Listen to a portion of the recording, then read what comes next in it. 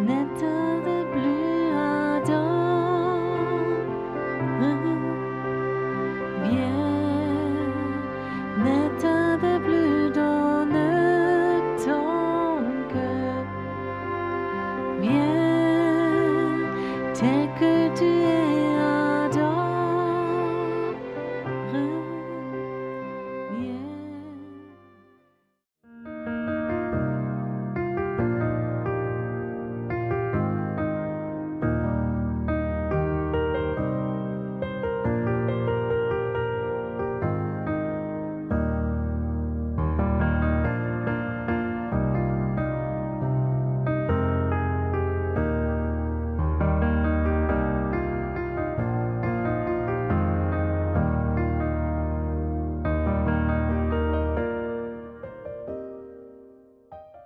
So, einen schönen guten Abend. Bonsoir à tous, surtout les visiteurs d'Autriche ou d'Allemagne qui sont venus. Soyez tous les bienvenus. J'ai un message prophétique d'un prophète et il s'appelle Ésaïe. J'aime cet homme parce qu'il avait tellement vu de l'avenir et il ne pouvait pas pour lui voir. La Bible dit dans l'Ancien Testament, beaucoup de prophètes ont vu des choses et nous, on peut les récolter. Ce que les prophètes ont vu, en réel, ils ne l'ont jamais vu. Ils ont eu la foi et ils ont prophétisé. Mais nous, une partie, nous l'avons vu et nous allons encore voir. Avant que je transmets la parole pour la laisser lire, je veux lire le premier verset parce qu'il est tellement beau. Il est tellement beau pour des gens prophétiques. Pour moi, dans l'Ancien Testament, il n'y a pas de verset biblique aussi beau pour les gens prophétiques. Peut-être que vous aussi, vous allez l'apprécier ou vous le trouvez beau. Il faut que je le trouve dans Ésaïe 42, verset 9. Je l'ai trouvé.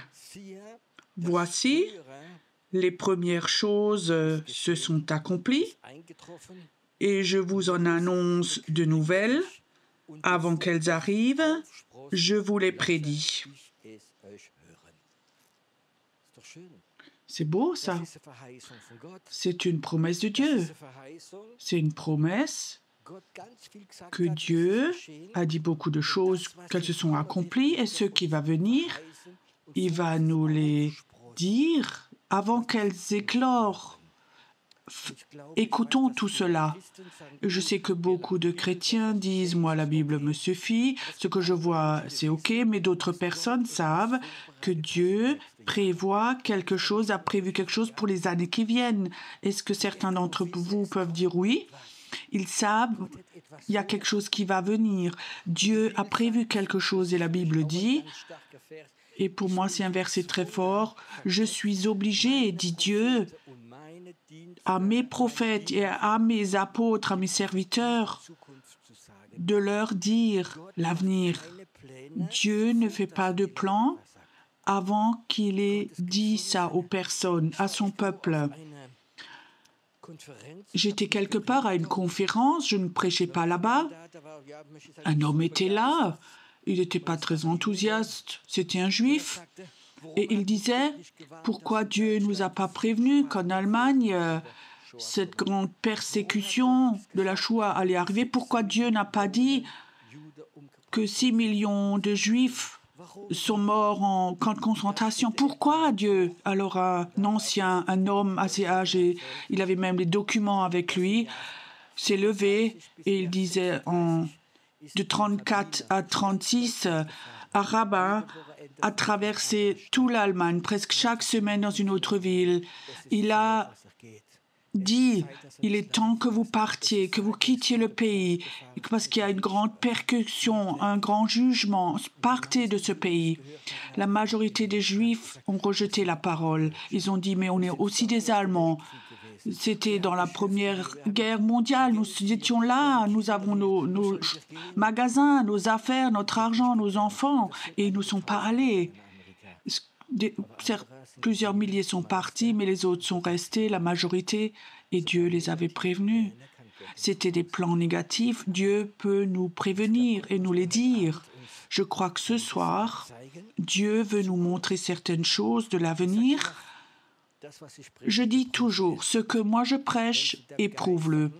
Si dans ton esprit tu dis non, alors laisse-le de côté, ce n'est pas un problème. Mais ouvre ton esprit peut éprouver ce qui va être dit maintenant. Donc maintenant dans Ésaïe 42, Martin va nous lire à partir du verset 10.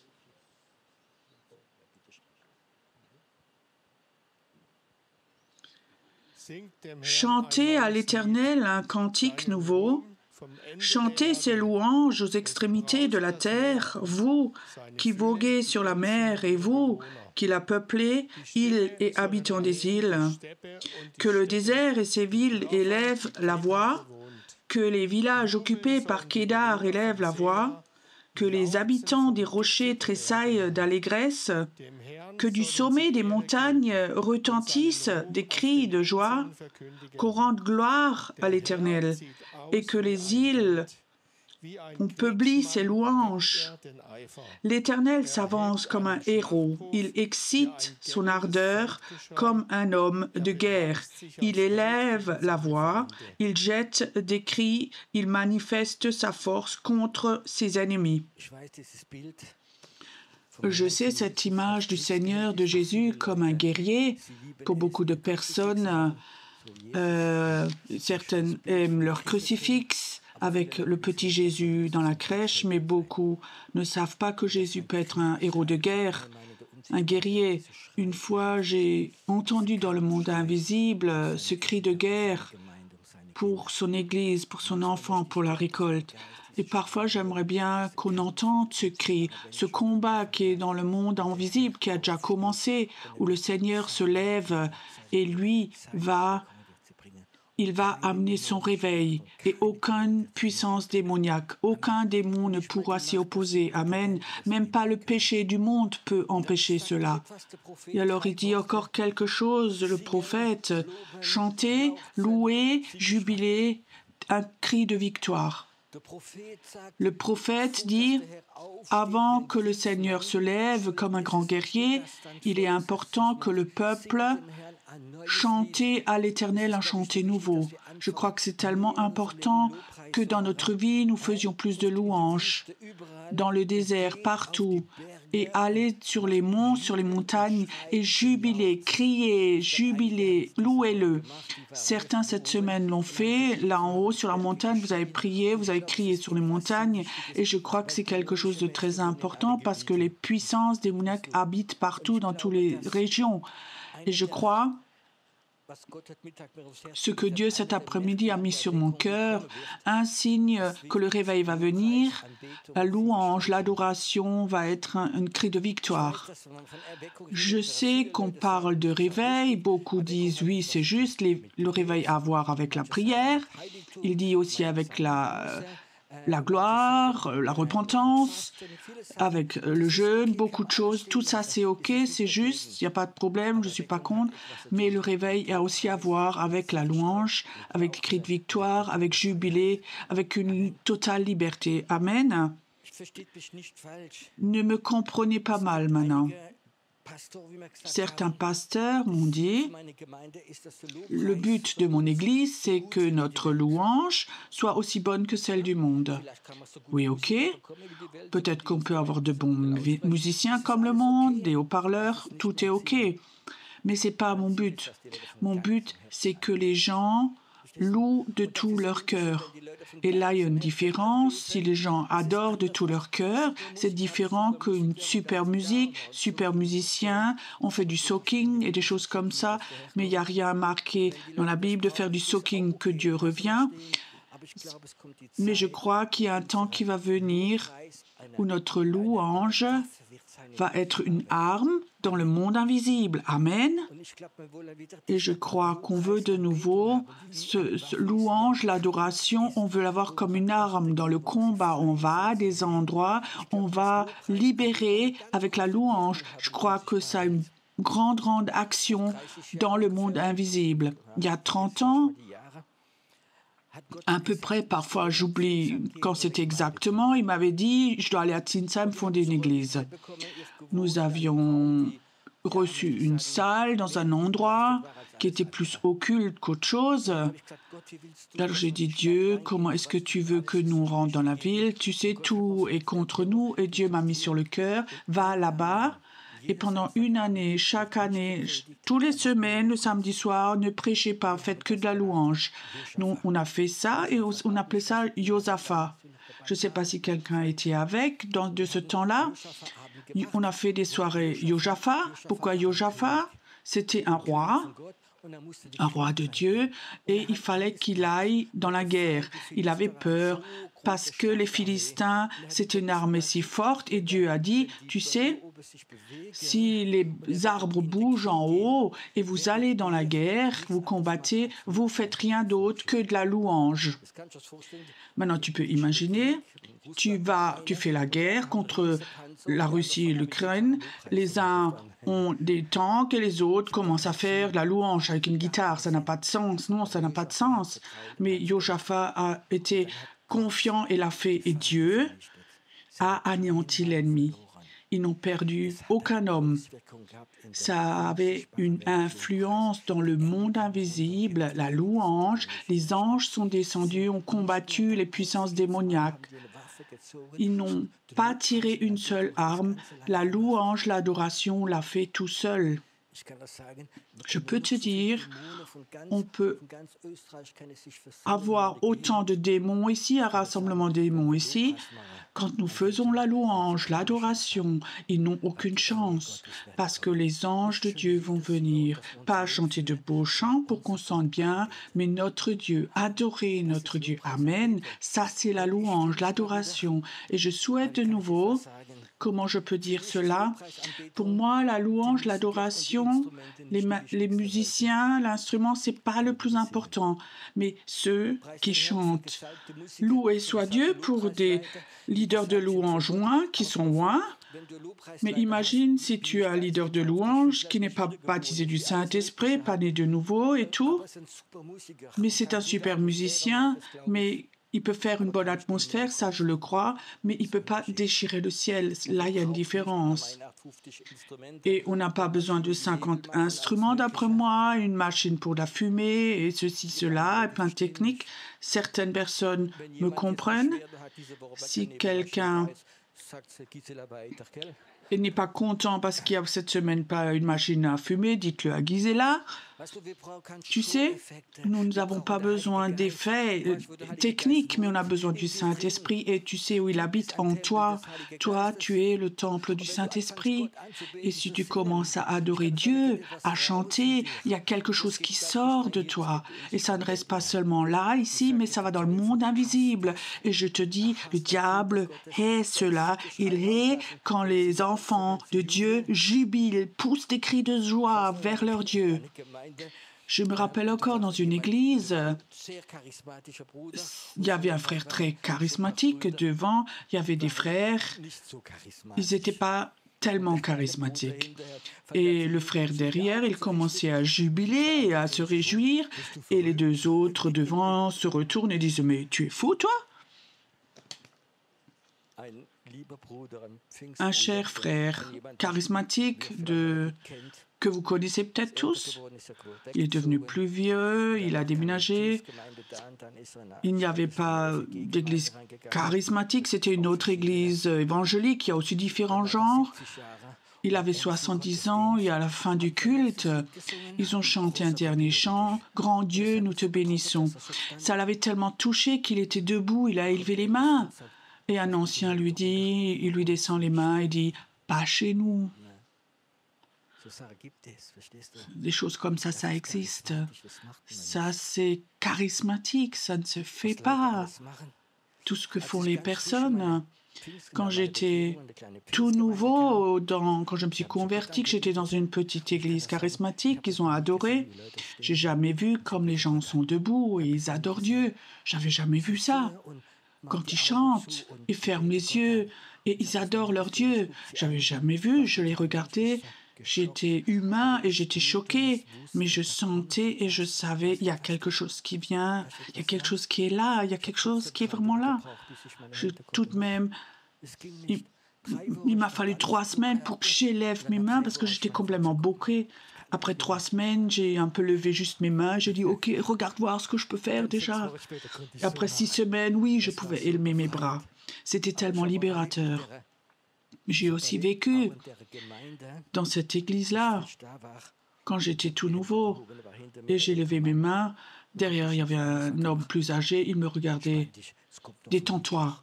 Ça vient de Hitler encore, ça.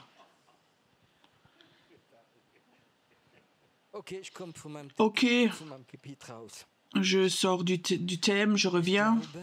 Je crois que c'est une des choses, l'adoration où les hommes et les femmes prophétiques, dans l'adoration, dans le monde invisible, ça va s'unir avec les anges et avec Dieu qui combat. Il y a une communion comme ça, quelque chose qui va se faire. Et je crois que dans le monde entier, il faut beaucoup d'enfants de Dieu qui disent « Moi, j'aimerais être un adorateur, peu importe comment je vais, si j'ai des dettes, si j'ai des douleurs, si je suis malade ou ceci, cela, peu importe, moi, je vais de nouveau apprendre ce temps où je vais adorer mon Dieu. » Tu comprends? Parce que dans ce moment où tu le fais, tu te lies avec le monde invisible, avec ces anges guerriers de guerre, pour dégommer, tuer les puissances démoniaques et elles vont être tuées. Louer, adorer, aller dans les monts, dans les vallées, jubiler, adore, je crois que c'est quelque chose qui est tellement important. Tu sais, je sais que beaucoup d'hommes et de femmes sont là. Parfois, on se pose la question, est-ce qu'on n'est pas un peu trop extrême, un peu fou avec ce monde invisible et tout? Je veux juste vous raconter un exemple. Il y a un certain temps, un matin, je me suis réveillée, Dieu me dit, va à Ikea. Je dis oui, ok, c'est pas trop difficile ça. Prends ton petit déjeuner là-bas. Ok, je suis allée là-bas au restaurant pour déjeuner. Je suis rentrée, vous connaissez sans doute tous le restaurant de Ikea, c'est très grand, on pouvait mettre 300 personnes. Donc, pour prendre mon petit déjeuner, j'ai presque oublié la mission de Dieu parce que le saumon est tellement bon. Et tout d'un coup, je me rappelle, oui, Dieu, tu m'as envoyé ici. Alors, il me dit, appelle les anges. Et je dis, appelez les anges. Oui, oui, appelez les anges. Alors, j'ai commencé à prier. Anges de Dieu, venez. Et ils sont venus. La première des choses que j'ai remarqué, ça devenait tout calme dans la salle. Tu sais, quand deux femmes prennent leur petit déjeuner, oui, il y avait quelques enfants aussi. Les hommes travaillent, gagnent l'argent. Et tout d'un coup, ça devenait de plus en plus calme. Je disais oui, ça j'ai déjà vu. Et le Seigneur dit, regarde, la table à côté, il y avait une dame, elle a commencé à pleurer. Et l'autre table, j'ai vu comme une dame était là, toute calme, et elle commençait à prier. Et je disais, le Seigneur dit, quand les anges viennent dans une salle, l'atmosphère se transforme. Et les gens commencent à prier et à ouvrir leur cœur, tout simplement. Et je dis, ok, je peux rentrer chez moi. Il dit, non. Va, promène-toi dans le magasin. Et alors, j'arrive dans une section. Donc, il y a plusieurs sections comme ça. C'était peut-être aussi grand que la salle ici. J'étais là et le Seigneur dit, qu'est-ce que tu sens là? Oh, l'oppression. Tout d'un coup, Dieu m'a ouvert les yeux et dans cette section, dans chaque coin, il y avait comme ça un petit démon qui était là. Et je disais, ok. Et je dis, Seigneur, qu'est-ce que je dois faire? Regarde-les. Et au moment où je les regardais, ça fait plouf, plouf, plouf. Ils sont partis. Et le Seigneur a dit, tu n'as pas besoin de prier. Quand ils voient que tu les vois, ils n'aiment pas ça du tout. Alors ils partent. Alors je suis rentrée chez moi, j'ai dit, Seigneur, pourquoi est-ce que dans cette salle maintenant il y a des démons? Il dit, tu sais, il y a des gens occultes, ils peuvent aller dans tous les endroits et comme toi tu as appelé des anges, ils appellent des démons dans les coins. Il faut que tu saches, il y a un monde spirituel. Et ce monde spirituel, tu n'es pas protégé parce que tu vas à l'église ou membre d'une église. Il faut que tu saches, il s'agit, c'est un combat, c'est une guerre entre la lumière et les ténèbres. Il faut que tu saches cela. Et nous, on a comme mission, et les chrétiens doivent arrêter d'être religieux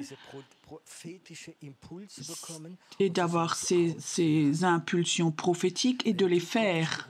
Quand Dieu t'a appelé à être un adorateur, alors adore.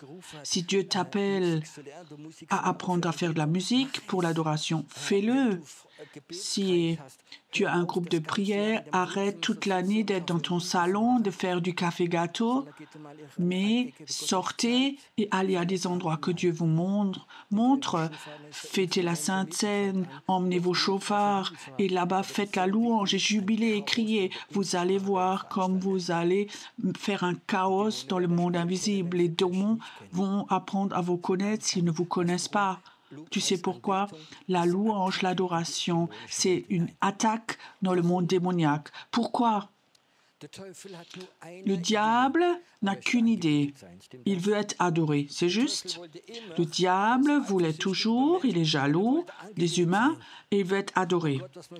Et qu'est-ce que veut Dieu? Dieu veut aussi être adoré. Et si nous on adore notre Dieu, je peux te dire, nous rendons notre Dieu fort dans le monde invisible. Le combat spirituel est là.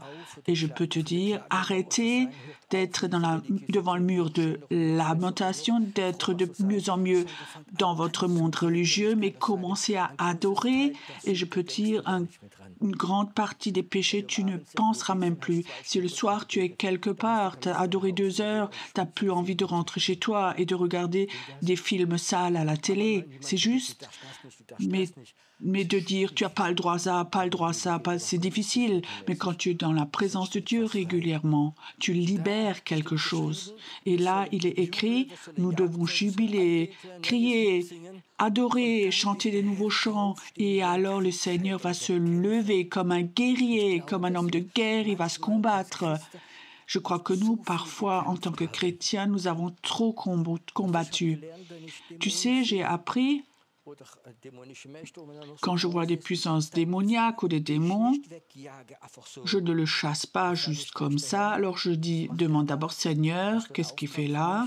Tu as une mission pour moi? Tu comprends? Parfois, Dieu voudrait me montrer ou toi, ou tu pries pas forcément contre. Dieu, il veut te montrer, te dire comment faire, et parfois il veut nous montrer et lui va venir, ou des anges vont venir. Dans la nuit, une fois, je me suis réveillée, et le Seigneur me dit, je veux t'emmener. Et alors, je suis sortie, j'étais assise sur mon lit, je suis sortie de mon corps, je suis montée, et tout un moment, j'ai voyagé, et j'arrive au-dessus d'une ville, je la vois d'en haut, il y avait une lumière, et je descends doucement, et je demande au Seigneur, je suis où? Il me dit, à Moscou. Et j'étais là, dans cette ville, à 2h, 3h du matin. Et j'étais dans une allée comme ça, il y avait des lumières de chaque côté. Il n'y avait personne qui était là. Je commençais à marcher dans cette allée et je voyais comme les anges à droite et à gauche. C'est comme s'ils me regardaient avec joie, comme s'ils m'attendaient. Et je marche et je continue. Et j'arrive à un grand croisement et il y avait un immense trou. Et je regardais dans ce trou et je disais que c'est quoi? Oui, c'est l'entrée de l'enfer. Et il y avait vraiment le feu là en bas. Et je disais, Seigneur, qu'est-ce que je dois faire? Il dit, ferme le trou. Le trou avait sans doute 20 mètres de diamètre. Je dis, mais comment je dois faire? Appelle des anges. Je disais, Seigneur, ok. Alors je disais, ange, Dieu, descendez, fermez le trou. Et en peu de temps, les anges sont venus, ont fermé le trou avec du béton, comme une chape de béton. Ils ont complètement fermé. Et je disais, Seigneur, qu'est-ce que ça signifie? Ils disent, tu sais, c'est un endroit où beaucoup de gens démoniaques sont venus pour chercher leur puissance, construire leur hôtel et faire plein de choses, et je voulais que ce trou soit fermé. Et je dis, mais pourquoi les anges ne l'ont pas fait? Pourquoi moi je dois venir? Il disait, les anges ont besoin de vous. Il y a des anges, ils font que des choses quand Dieu leur dit, ou quand nous parlons avec les anges. Les anges attendent que toi, tu agisses. Les anges sont là et se réjouissent quand tu as une mission de Dieu d'aller dans une ville, et ils se réjouissent quand tu fais de la louange, de l'adoration et que tu donnes tout l'honneur à ton Dieu. Vous savez que les anges sont là ce soir? Est-ce que tu peux les sentir, le réaliser? Beaucoup d'anges sont là ce soir et ils se réjouissent de ce message. Ils se réjouissent que nous, après, nous allions adorer, parce que nous sommes une grande aide pour eux quand nous les adorons, quand on chante « Lève-toi, ô Dieu ». Laisse les ennemis fuir devant toi. Les anges sont là ce soir. Ils sont bienvenus au nom de Jésus-Christ.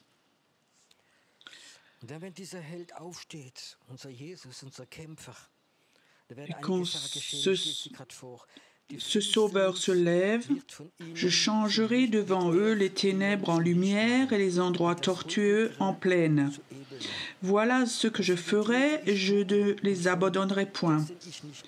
Ils reculeront et ils seront confus, ceux qui se confient aux idoles taillées, ceux qui disent aux idoles de métal fondu, « Vous êtes notre Dieu ». Je crois quelque chose qui va se faire dans le réveil, dans l'esprit. Il y a une forte lumière qui va venir, comme chez Paul, qui était en chemin, qui voulait persécuter les chrétiens. Ce Dieu de lumière est venu, il l'a même rendu aveugle. Et le Seigneur dit, je vais mettre lumière dans les ténèbres. Quelle est la raison pourquoi les gens ne viennent pas à Dieu? Quelle est la raison pourquoi, quand on entend l'Évangile, Jésus est mort pour nous, il nous a pardonné, accepté. Nous devrions que dire oui et l'accepter. Pourquoi les gens ne disent pas oui? Pourquoi les gens ne croient pas? Tu sais, ce sont les ténèbres. Ils ne voient pas la lumière. Mais je crois qu'une forte lumière va venir au-dessus de l'Autriche, l'Allemagne, la Suisse. Ça va être comme une lumière. Et tout d'un coup, les gens vont de nouveau voir qu'ils sont pécheurs, que sans Dieu, ils ne peuvent pas vivre, que la condamnation va être éternelle. Tout d'un coup, cette cécité va s'enlever et ils vont venir. Et ils vont quitter ceux qui étaient leur idole, leur Dieu. Les idoles, ce n'est pas forcément une petite statue, je ne sais même plus. Il y a 200 peut-être dans Aldi. Chaque client recevait à la caisse un petit Bouddha. Tu imagines? Ils sont rentrés chez eux et ils ont merci que j'ai mon petit Bouddha. Quand tu traverses les rues de l'Allemagne, des belles maisons, ils ont presque tous comme ça les statues Bouddha devant eux ou un autre Dieu. Chez nous, même dans notre rue, pas loin, il y avait des nouveaux qui ont emménagé. Ils ont mis une grande statue devant chez eux. Peut-être que Joël te l'a montré. Oui, elle a prié et elle a dit ça n'a rien à voir ici dans notre rue. 2-3 mois après, c'était enlevé et les gens ont déménagé de nouveau. Nous avons de l'autorité. Nous ne voulons pas avoir de faux dieux et eux trouvent ça tellement cool. Dans chaque sauna, hôtel où on fait du wellness, c'est le temps. Les gens sont aveugles. Il y a 50 ans, en Autriche, partout, il y avait des croix. Qu'est-ce qui s'est passé? Les ténèbres sont devenues de plus en plus puissantes. En Allemagne, c'était même qu'ils ont interdit la croix dans les écoles et dans les tribunaux. Les ténèbres sont là. Mais la lumière va venir et les gens vont voir si nous nous levons et arrêtons d'être dans cette passivité religieuse. Il est temps que nous nous levions. Il est temps que nous faisions de nouveau la louange, l'adoration, pas seulement pour nous, mais pour Dieu et pour le monde invisible. Vous comprenez? Je dis toujours, si les chrétiens n'ont aucune notion du monde invisible, et ils ont un peu de notion de ce monde invisible et ils ne voient pas ce qui se passe. Alors je peux imaginer que les chrétiens perdent courage. Mais quand on voit un peu dans le monde invisible et qu'il y a un combat, les puissances démoniaques, là en bas, ils sont dégommés, tombent sur la terre, que les ténèbres deviennent plus forts. Mais nous, on croit que notre Sauveur va venir. Nous croyons en ce réveil. Je ne sais pas pourquoi, mais j'aimerais... Pour certains d'entre vous, c'est peut-être la dernière soirée. Demain, nous avons les baptêmes. S'il y a un visiteur qui est là, qui n'est pas baptisé et veut le faire, tu peux venir devant, chez nous. Tu t'inscris chez les collaborateurs, peut-être quelqu'un est là. Ou c'est le bon moment que tu te fasses baptiser. Ce soir, j'ai un désir de prier que tes yeux spirituels s'ouvrent, que tu aies une sensibilité pour le monde invisible, pour ce monde spirituel d'esprit où il y a des démons, où il y a des anges, où le Saint-Esprit est là, où la sorcellerie règne, où des sacrifices occultes sont faits, où des choses sont maudites, où tu reçois une sensibilité, où tu commences à voir dans le monde invisible que Dieu veut te montrer. Surtout pour les personnes qui ont un appel et un amour pour l'adoration, qu'il y a des moments que pendant l'adoration, tu comprends ce que ça signifie. Dieu vit au milieu de son peuple qui adore. Parfois, tu peux être chez toi, à la maison tout seul et adorer ton Dieu, et tu sais, Dieu est là, sa gloire est là, ses anges sont là, que tout ce qui est démoniaque, les malédictions sont brisées, les démons s'en vont. Jésus, je te remercie que des anges sont là ce soir, qu'ils viennent plus près encore, qu'ils regardent, qu'ils sont là avec nous dans l'adoration, qu'ils forment un mur, qu'aucune puissance démoniaque peut avoir une influence ce soir, ici, au nom de Jésus, au nom de Jésus. J'aimerais bien ce soir chanter un chant, qu'on chante ce chant, un chant de proclamation. Ce chant s'appelle « Lève-toi, ô Dieu, lève-toi, ô Dieu, laisse tes ennemis fuir devant toi, laisse les justes te lever, lève-toi, ô Dieu, lève-toi, ô Dieu ». Et maintenant, tu te poses la question, est-ce que c'est biblique de dire à Dieu qu'il se lève? Et ça, c'est un texte de la Bible. L'histoire, c'est quand chez Moïse, le peuple était dans le désert, il commençait à tourner en rond et n'avançait plus. Et ce feu n'était plus venu dans la nuit pour leur montrer le chemin. Alors ils ont chanté ce chant et ils ont prié cela. Lève-toi, ô Dieu, lève-toi, ô Dieu, laisse tes ennemis fuir devant toi. Nous sommes les justes de Dieu. Ce soir, j'aimerais chanter ce chant ou le proclamer avec vous. Lève-toi, ô Dieu, lève-toi ici à Mondsee, lève-toi en Autriche, lève-toi, que l'ennemi, ses puissances démoniaques fuient de ce pays et que la lumière de Dieu vienne, que les personnes te voient, qu'ils comprennent qu'ils sont perdus, qu'ils courent vers Dieu, que leurs choses occultes ne vont pas les aider, que leur maman ne va pas les aider, mais que toi seul, tu es le Sauveur, le seul chemin. Levons-nous un moment ensemble. Chantons comme une proclamation ce soir. Lève-toi, ô Dieu.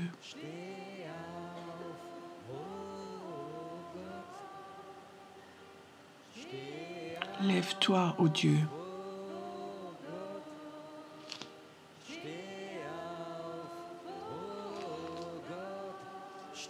Lève-toi.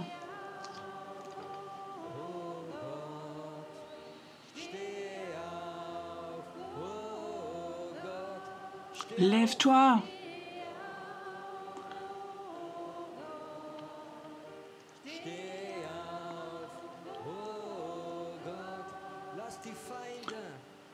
Laisse l'ennemi fuir devant toi et que les justes se réjouissent. Oui, il se réjouit.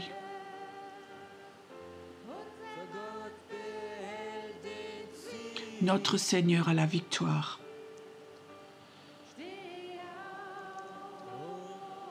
Lève-toi, ô Dieu.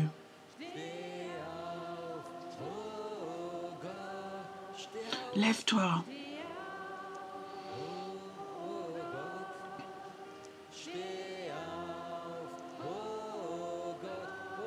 Oh, proclame-le.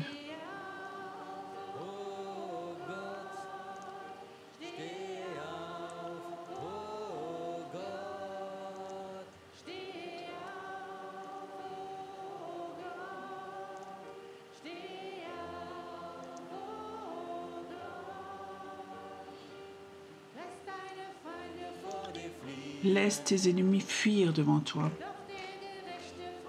et que le juste se réjouisse.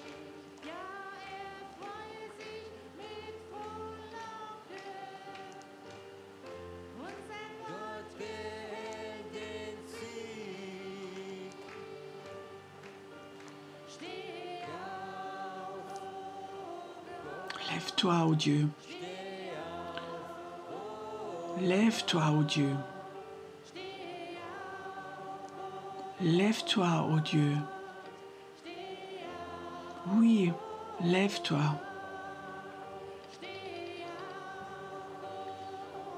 Lève-toi, ô Dieu. Lève-toi, ô Dieu.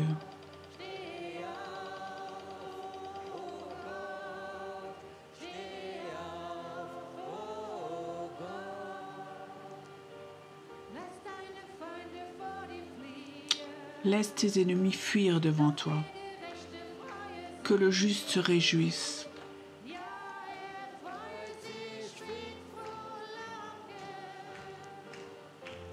Notre Dieu, il a la victoire.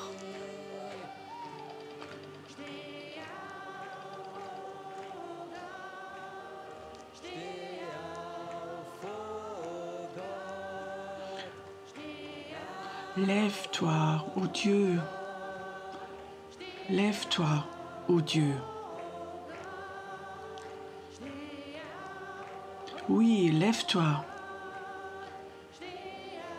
Lève-toi, Dieu. Oui, lève-toi. Lève-toi, ô Dieu. Laisse tes ennemis fuir devant toi. Oui, le juste se réjouit.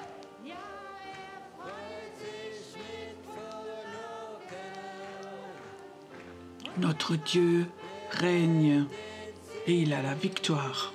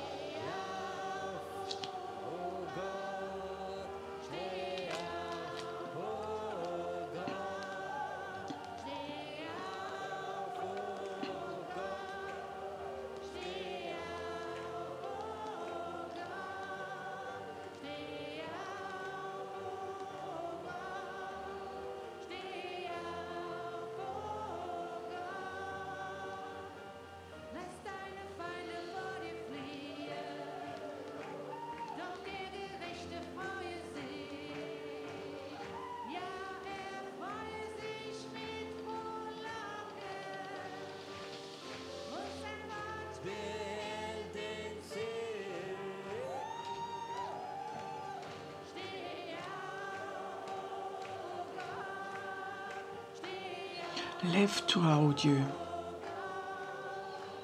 Lève-toi, Dieu.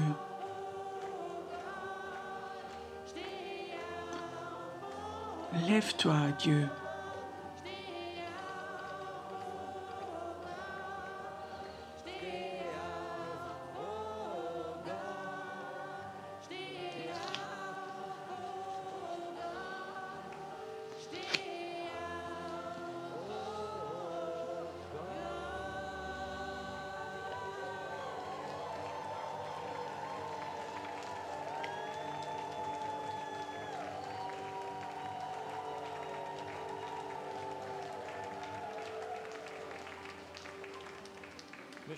J'aimerais faire quelque chose avec vous. J'aimerais chanter encore une fois ce chant, qu'on le chante tous ensemble.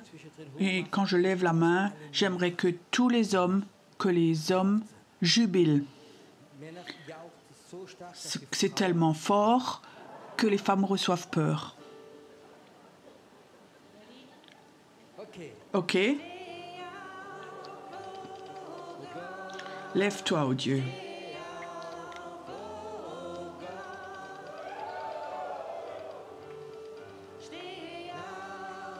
Lève-toi, ô Dieu. Lève-toi, ô Dieu.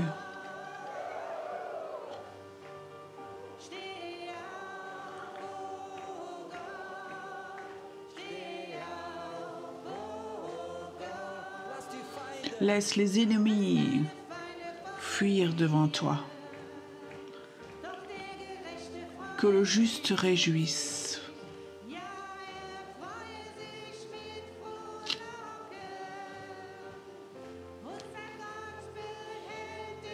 Notre Dieu garde la victoire, il a la victoire.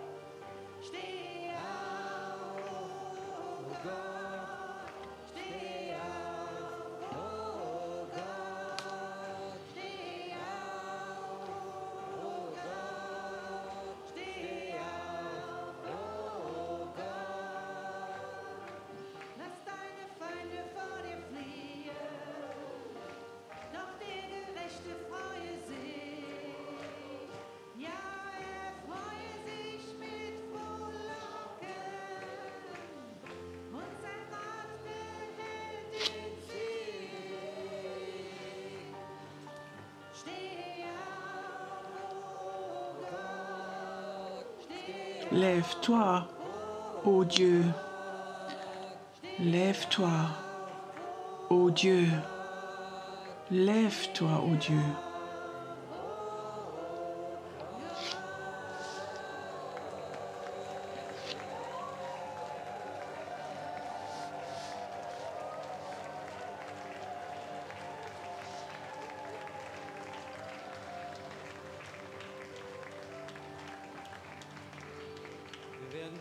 Nous allons tout de suite continuer, avoir un temps d'adoration et de louange.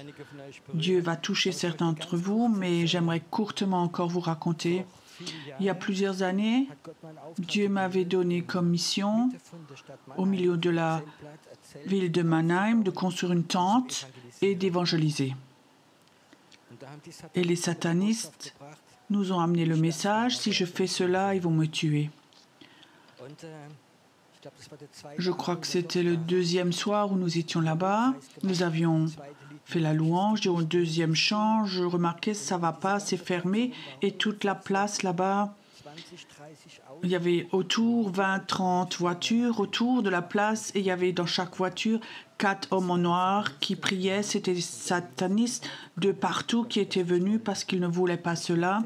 Et je remarquais dans la salle, il n'y a rien ce qui se passe dans la salle. Et je dis, Dieu, qu'est-ce que je dois faire? Il dit, Pierrot, prends tous les hommes qui sont là, Ils doivent se mettre en rangée de 4 derrière toi et devant tu prends la guitare, tu chantes le chant Majesté et tu fais le tour de la place. Et je crois que ce soir-là, tous les hommes se sont mis derrière moi comme une armée. J'ai pris la guitare, nous avons chanté ce chant Majesté et nous sommes fait tout le tour autour de la tente. Ça durait peut-être 1 minute. 40 voitures se sont allumées et sont parties. Je suis revenu dans la tente, je suis revenu. La gloire de Dieu est tombée alors. Et ce soir, beaucoup de personnes se sont converties. C'est un combat. Et le combat, c'est pas par la chair et le sang, mais notre combat est un combat dans l'esprit. Ce n'est pas quelque chose de l'intelligence, mais c'est quelque chose qui se joue dans le monde invisible avec le Saint-Esprit. Ayons encore un temps d'adoration maintenant. Es weht ein Wind vom Himmel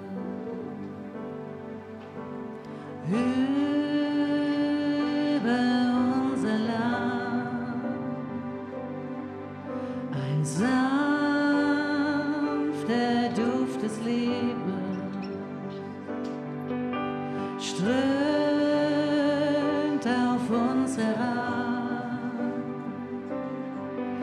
Ich weiß nicht, wo er kommt, weiß nicht, wohin er geht. Lass ihn wehen über mich.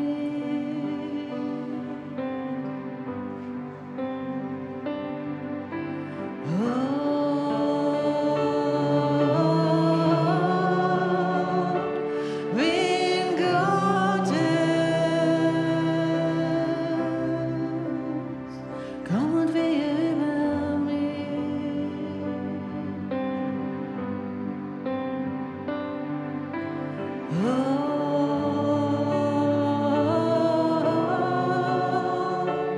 Wind Gottes, komm und wehe über mich.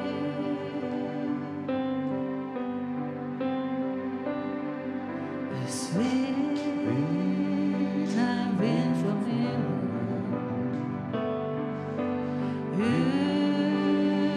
über unser Land, ein sanfter Duft des Lebens weht auf uns herab.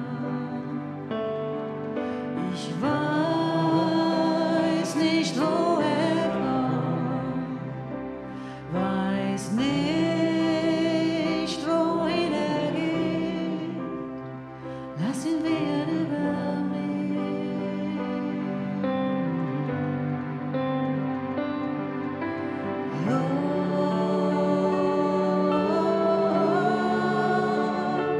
Wind Gottes, komm und wehe über mich.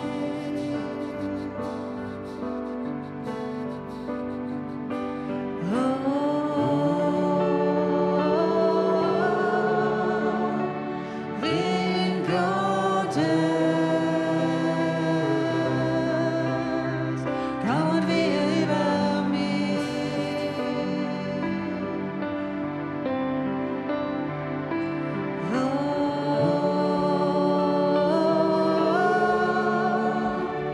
Wind Gottes, komm und wehe über mich.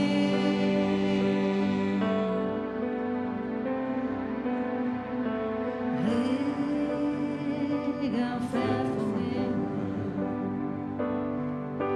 Fluten von dem Thron, Gnadentropfen fallen, Liebe wie ein Strom, streckt dich aus zum Himmel, Wasser fließt herab, komm und fließe über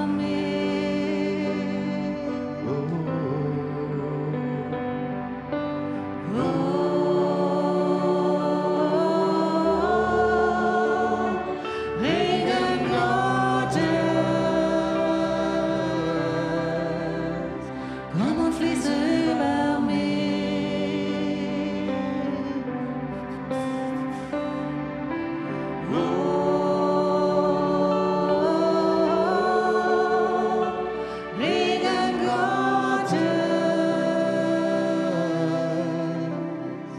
komm und fließe über mich.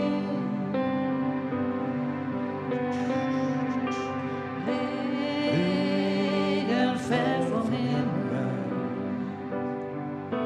Fluten von dem Thron, Gnadentropfen fallen, Liebe wie ein Strom, streck dich aus zum Himmel, Risse fließt herab, lass es fließen über mich.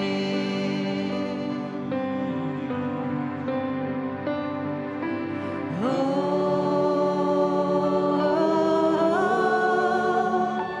Regen Gottes,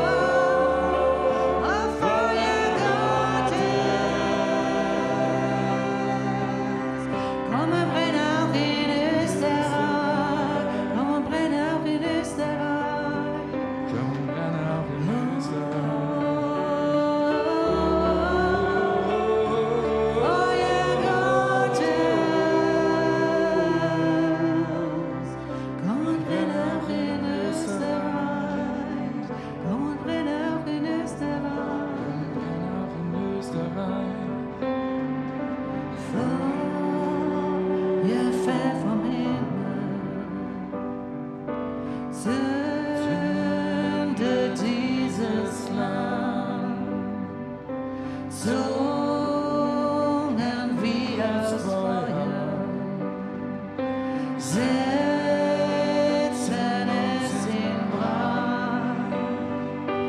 Fühlst du dieses Feuer, wie das Opfer brennt? Lass es brennen auch in mir.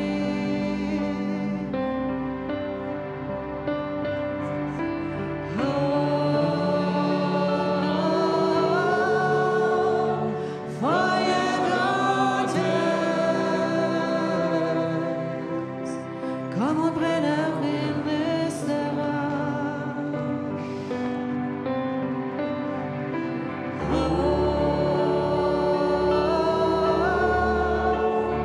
Feuer Gottes,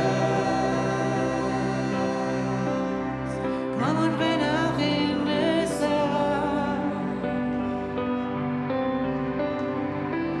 Oh, Feuer Gottes, komm und brenne auch in Österreich. Komm und brenne auch in Österreich. Komm und brenne auch in Österreich. Komm und brenne auch in Österreich.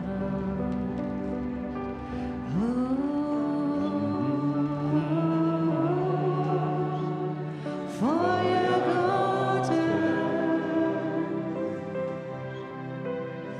komm und brenne auch in Österreich. Komm und brenne auch in Österreich.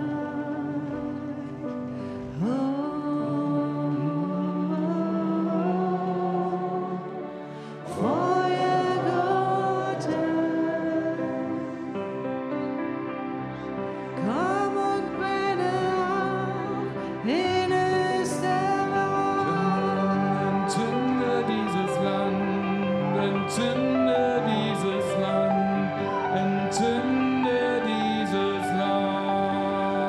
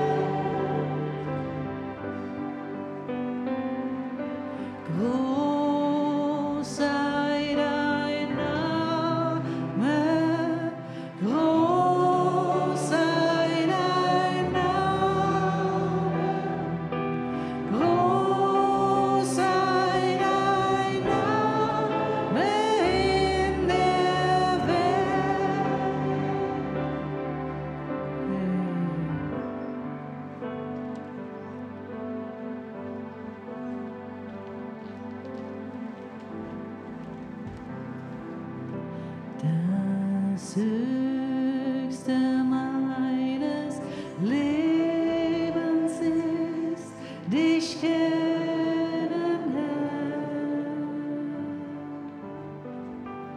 Das Höchste meines Lebens ist dich kennen, Herr.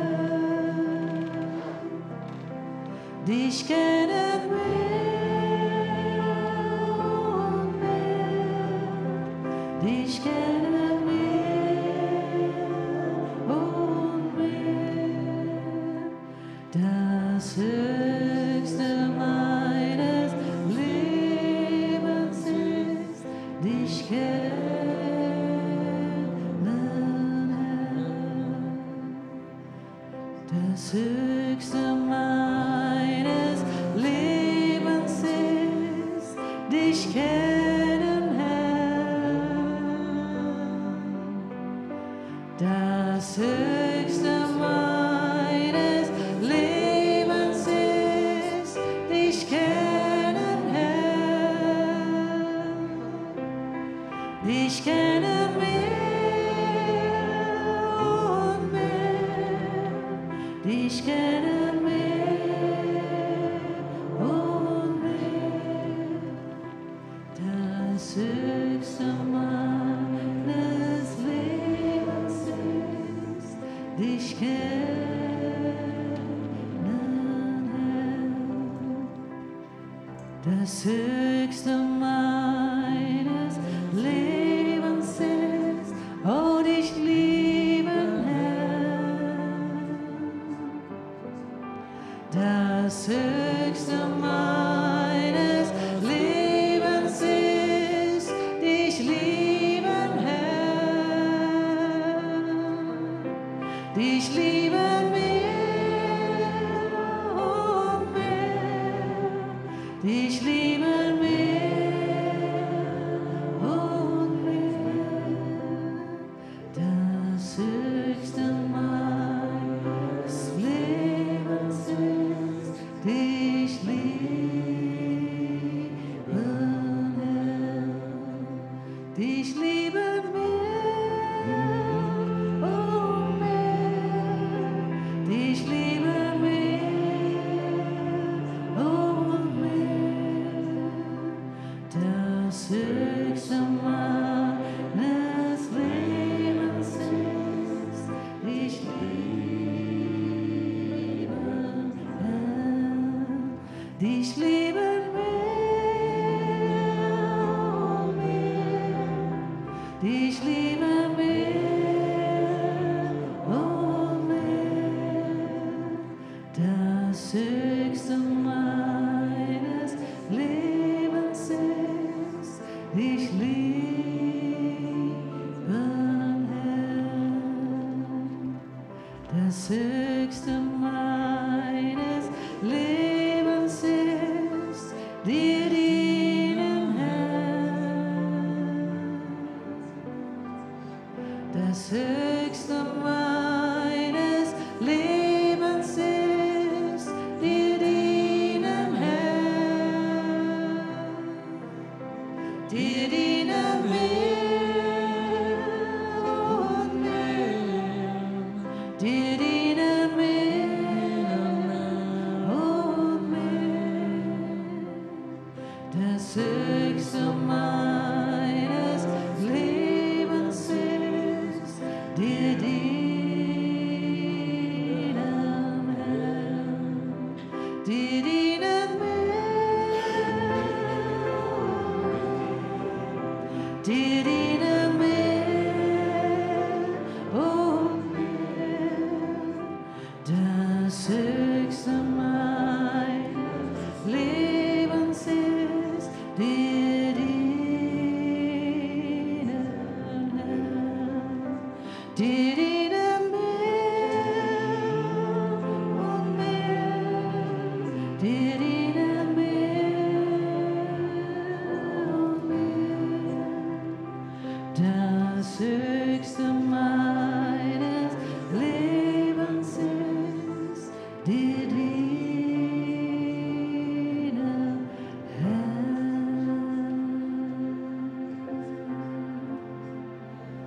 Oh,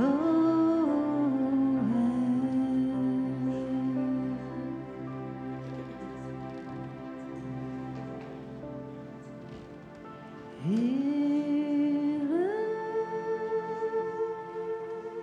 sei dem Vater,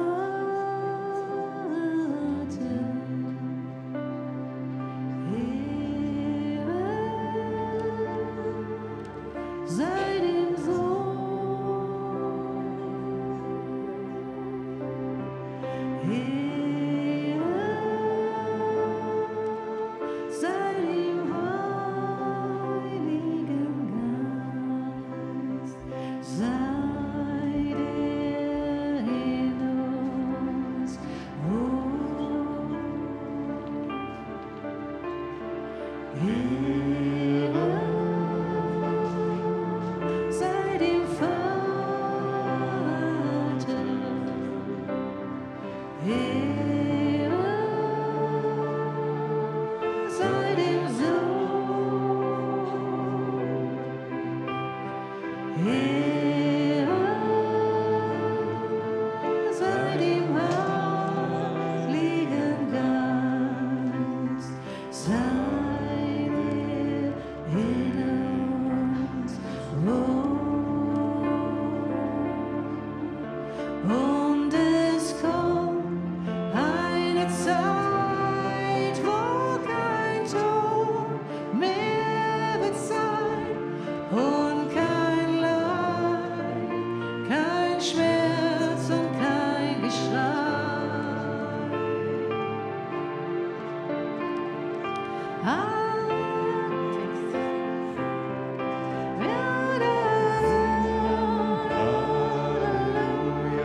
Wenn sie Gott, den Vater, sehen.